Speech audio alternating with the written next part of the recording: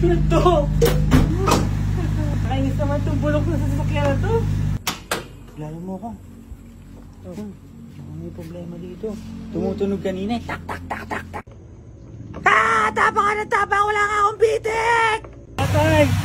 Pare, tulong kailangan nyo? Mekaniko ko. Alam ko yan. Alang hatak, boss. Hatak lang ba? Hatakin kita. Grabe ka naman tumapak! Sobrang grabe naman! Ay, na bumiga! Takop, latakop. May spare tire ako sa likod. Ano? Diyos ko po. Atay ko, Walang laman. Init. Ayan. Ang init.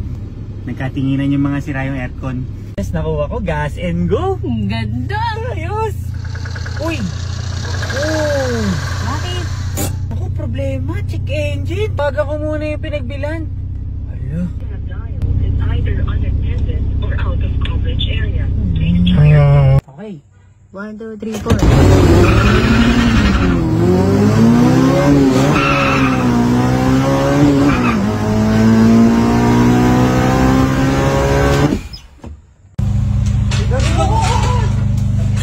Mekaniko buwan.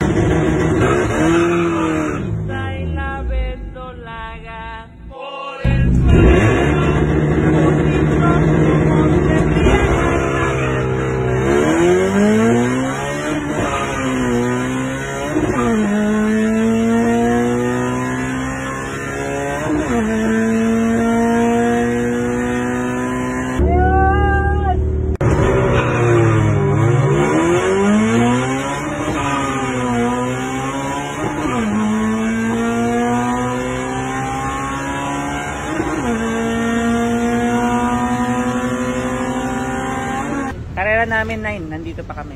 Ayaw matanggal. Oh no! Patay. Oh no! Wala na tayo, Brad! Kalima na daw yung sabugan. Mainit. Ano nilalagay ko dyan?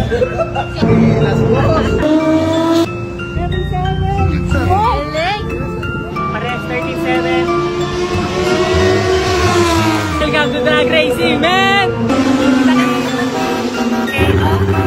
So what is up, Puligang? Andito na tayo ngayon sa Clark International Speedway para lumaro ngayong NDRC 2024 kasama ang Team Dex Autoworks Garage. Yan ang bagong pit crew natin kasama si Ting. Isang malaking pasasalamat at meron tayong pit crew kasi hindi na tayo mahihirapan sa pagkabit-kabit ng ating mga bolt-on. At dito nagre-race prep na nga kami kasi malapit na kami bumitaw pero pwede na mag-practice. Makikita nyo naman dito ang racing suit ko. Hooligan ng Pinas yan. Let's go! At ikakabit na rin ng Torotot at dito si Kuya Jeff para suotan ko ng racing suit. At syempre hindi mawawala ang kulitan namin. Hindi kompleto ang laro kapag hindi tayo masaya. So currently, Hooligang, tatlo na ang nalalaruan natin. Isang NDRC sa BRC, Motul Wars, tapos pangatlo to ngayon sa Clark. At sa kakalaro nga namin, nadadagdagan ng aming experience at alam na namin ang mga gagawin sa mga susunod pang drag racing. Ayun naman talaga ang goal, maging better ka everyday kasi ang kalaban mo rito ang sarili mo. Dito po kayo sa drag racing ay may oras na sinusunod. Dito po sa atin is 13.7. Dapat lahat po ng bitaw natin is 13.7 at mananalo tayo sa dulo. Dapat pare-parehas natin pakawalan sa ilaw, dapat pare-parehas lahat ng shift, dapat pare-parehas lahat ng tapak at dapat pare-parehas ang ating mga liquid, hangin. In short, hindi talaga siya pabilisan kundi pagalingan ng driver. At dito mag-uumpisa na ang time trial. Ito yung tinatawag natin na practice. Kahit sino pwede mo makalaban dito. Dito sa practice na to, whole day to, dito natin kukunin ang oras natin para bukas sa championship yun ang i-declare natin. Ang target time nga pala namin kicking is 13.7. Dapat puro 13.7 yan. Kasi kung hindi, matatanggal tayo, mabe-breakout tayo. Dito naman, Hooligang, makakakita talaga kayo ng mabibilis sa sasakyan na tatakbo ng quarter mile. Makikita nyo ang mga pinakamabibilis sa sasakyan dito sa Pilipinas. As always, maswerte tayo at napabilang tayo dito sa mga malalakas. Ma-share ko nga lang po, ang gamit ko po kay King is granny shifting lang, lapag-lapag lang po. Pero pag veterano ang umawak at maayos ang oras, maayos na pakawalan sa ilaw at nag-power shifting, pwede pong pumatak si King ng 12.9. Ang habol naman po namin is mag-champion ang hindi sumasabog ang makina ni King. Kailangan pong alagaan ang makina nyo bago mag-championship day. Pero ngayong araw nga na to, marami nasabugan. Nasa 5 yata ay nasabugan. Yun lang naman ang problema dito sa drag racing. Pag nasira ang ating unit, medyo masakit sa bulsa. Meron nga kaming problem kasi naka-open pa pala yung aircon ko. Binitawan ko pang burnout. Ayun, nasira yung bed. Buti na lang maraming dinala si Boss Dex at para bumuo pa ng isang Civic.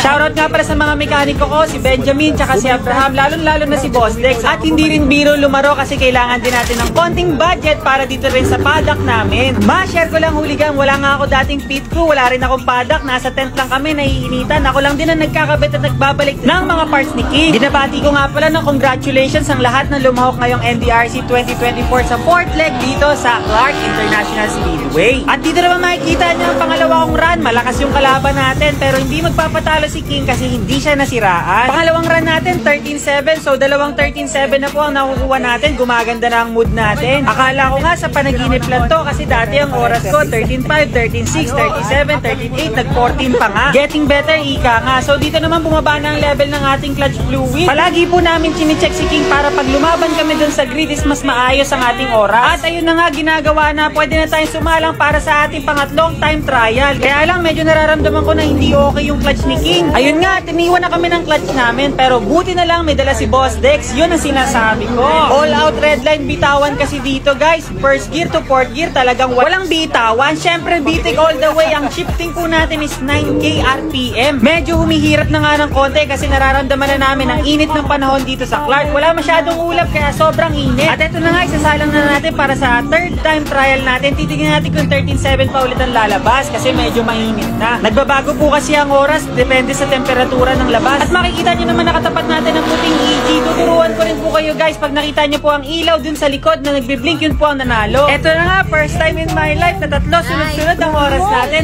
37, kaya hindi ko napigilan na maging masaya kasi nadadali na natin ang oras natin. Malaking factor po talaga pag may kasama tayo sa pit crew tsaka yung aircon number 1 para sa akin. At yun na nga, may last run pa tayo, nire-ready na namin, nilalagyan na namin ng yellow, chine-check na namin ang mga water level kasi may sprinkler po kami para sa manifold. Para bawat bitaw ay kontrolado namin ang temperature, medyo mababa sa sobrang init. Para sa mga nanonood nga pala, kung meron kang sasakyan na gusto mo isali dito, i-ready mo lang, palitan mo lang lahat ng fluid, papalitan mo lahat ng belt, tapos kumuha ka lang ng maayos na gulong at saka mag-ready ka para sa init ng araw dito. Tapos kung mag-isa ka lang, maghanap ka na rin ng sponsor kasi kami wala pang sponsor. Baka gusto nyo kaming sponsoran, maraming salamat, let's go! Dito po sa drag racing, medyo malala kapag nagkaroon tayo ng problema kasi malaki ang gagastusin. 4 wheels po ito, malaki pa ang makina. Dinarayo to ng mga drag racer, north and south kung puntahan basta makapaglaro sa NDRC, let's go! At ngayon sasalang na nga ako sa aking 4th time trial, nagkaroon ako ng problem kasi nung nasa pila pa lang ako, namatayan tayo ng aircon kaya nag-overheat ang lolo nyo. Hindi pa naman ako good kapag naiinitan ako kasi nag-overheat ang sasakyan, nagpapawis lahat ng kamay. Dito makikita nyo na